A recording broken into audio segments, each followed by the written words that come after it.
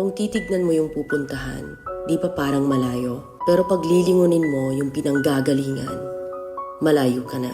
Hindi mo malalaman kung hindi ka susubok. Ang buhay ay isang malaking sugal. Kung lagi kang takot sumugal sa isang bagay dahil takot kang mawalan, mauubos lang kung anong meron ka. Kung hindi ka mawawalan, hindi ka rin magkakaroon. Kung ano man ang mga desisyon mo ngayon, yun ang magiging buhay mo bukas. Lakasan mo lang yung loob mo. Dahil ang mundong to, aapakan lang ang mga mahihina. Ibangon mo palagi ang sarili mo. Balang araw, magugulat ka na lang na ang layo na pala ng narating mo. Kahit mabagal ang progress, basta may usad at kumikilos ka, okay na yan. Wala tayong magagawa. Ganyan talaga ang proseso ng buhay. Lahat tayo nakakaranas ng hirap.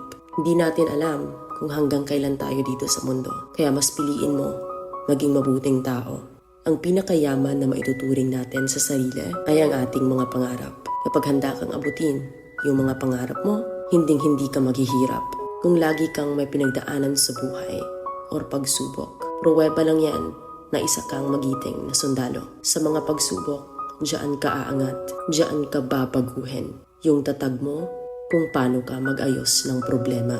Hindi ka magtatagal sa mundo. Lubos-lubusin mo na. Gawin mo yung mga bagay na handang iangat ang sarili mo.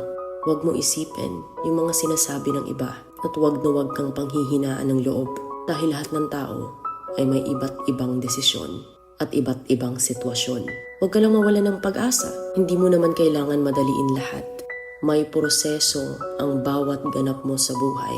Alam mo kung ano yung nakakapagod? Ang palaging patunayan ang sarili mo sa ibang tao. Sa mundong to, piliin mo ang hindi magarbo. Keep it low-key ka lang. Simple.